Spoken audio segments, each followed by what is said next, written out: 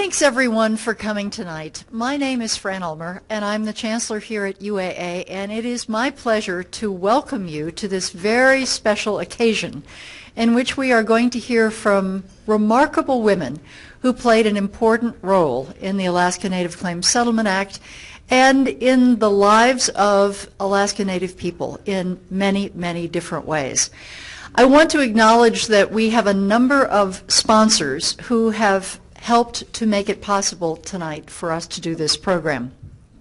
CIRI, the Alaska Humanities Forum, Chugach Alaska Corporation, Koanak Broadcasting, Sitnasuak Native Corporation, the Bethel Native Corporation, and several UAA organizations, including Native Studies, Native Student Services, the College of Business and Public Policy, and the Diversity Action Council. So to all of them, thank you for helping to make this possible. I particularly want to acknowledge someone who has been working hard all year to help us celebrate the 40th anniversary of ANCSA. Irene Rowan has been spearheading the effort called ANCSA at 40 organization. Thank you. Thank you, Irene, for your leadership on this. There are a number of exciting programs that are going to be hosted all year long. And Willie Templeton here at UAA has been serving on that committee and also very helpful tonight in organizing this event. Thank you very much, Willie.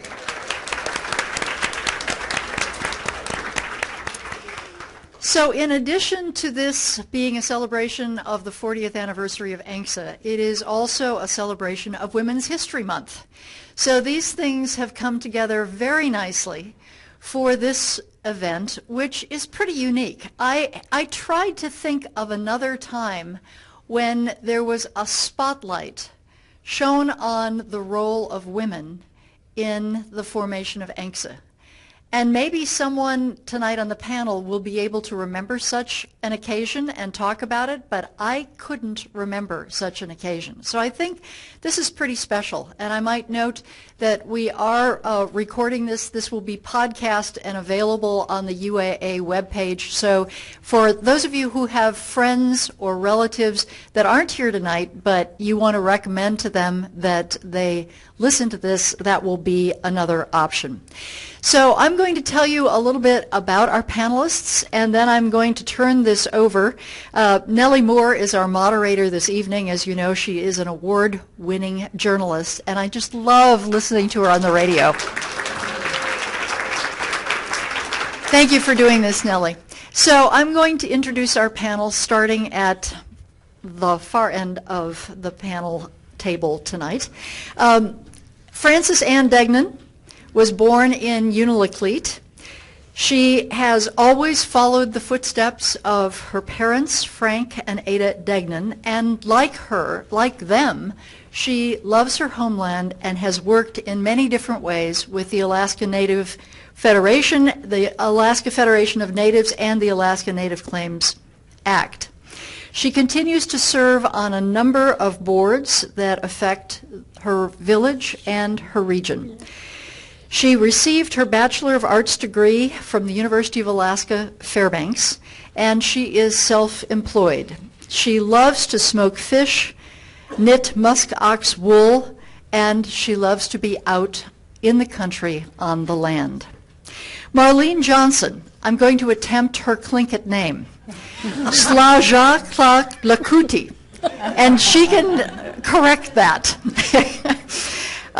Marlene has worked in her community, in this state, and at the federal level for many years in many ways.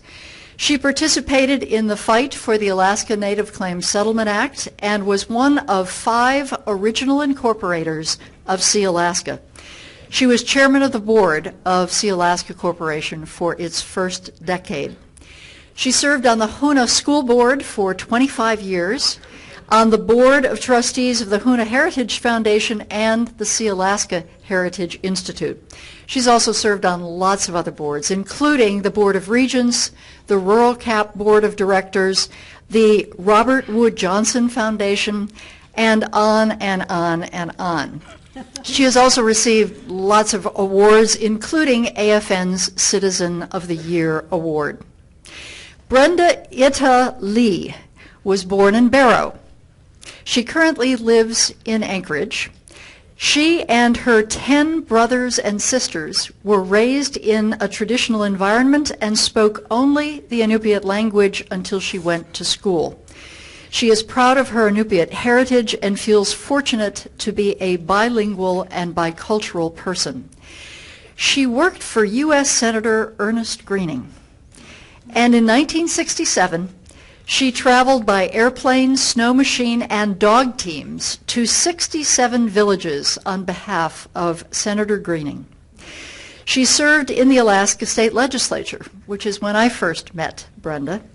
She was chair of the North Slope Borough Planning and Zoning Commission. She served on the North Slope Borough Assembly and the Board of Directors of the Arctic Slope Regional Corporation, where she is still a consultant for ASRC.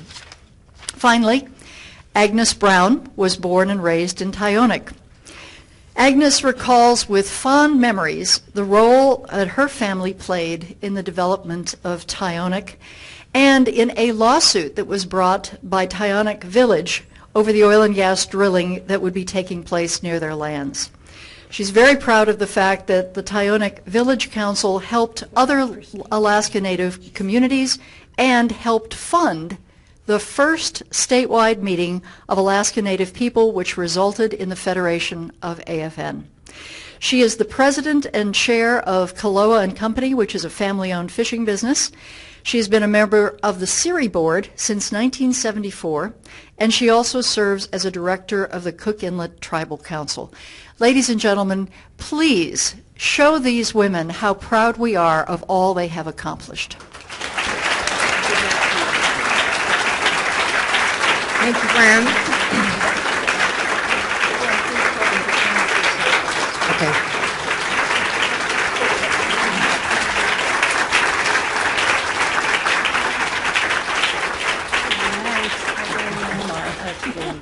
I have to thank Fran for reminding me about my cell phone because, and if everybody would turn their cell phones off, that'd be great. Because mine's obnoxious.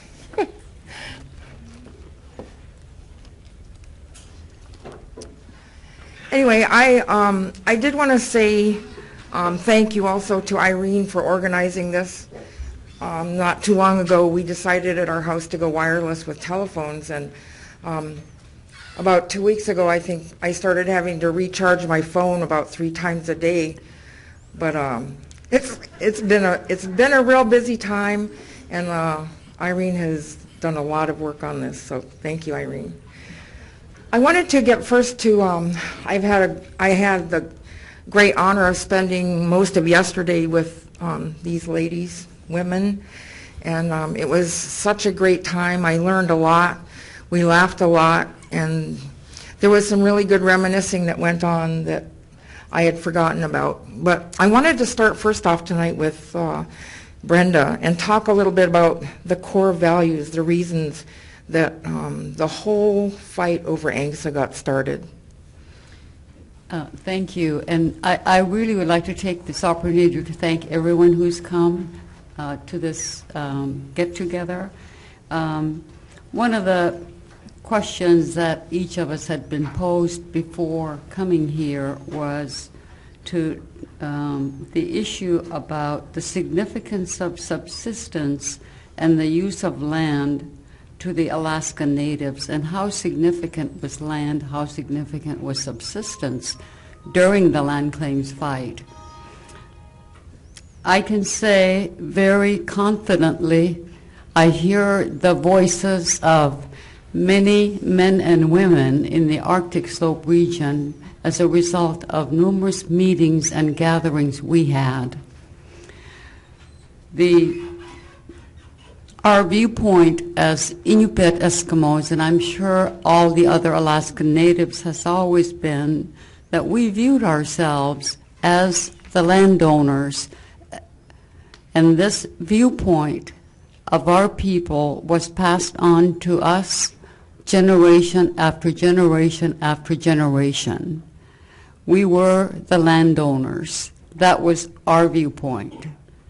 And along with being landowners, we knew from our ancestors that by word of mouth that we were also the caretakers of the land.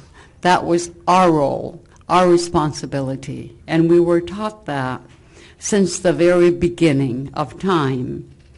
And our people very clearly also understood where our boundaries were, our ancient boundaries of our people, region by region by region in the whole state of Alaska. And these ancient boundaries are still the same boundaries that established each of the 12 regional corporations in the state of Alaska. This knowledge of our ancient boundaries had been passed down from generation to generation to generation by word of mouth. And so I also, along with our boundaries, we were also told to take care of the land, not only the land, but the vast resources that came with our land. And that included having dominion over the fish of the sea, the birds of the air, and every living creature that lived within our boundaries. That was our viewpoint. We were always the landowners. So before the land claims, one of our very eloquent speakers was Joe Ukbeksound. He passed away a few years ago, and his voice, I still can hear the echo of his voice when he said, "We are the landowners." Well, this is the viewpoint that our people had and many other Alaskan natives before the land claims. So as far as subsistence is concerned, we always understood that the food that we ate that came from our land, our ocean, the atmosphere, the birds that fly, were for our benefit, for our survival, and we were to take care of it. So those two were it was the core of our life. Those were our core values, our deep belief system since the very beginning. We knew that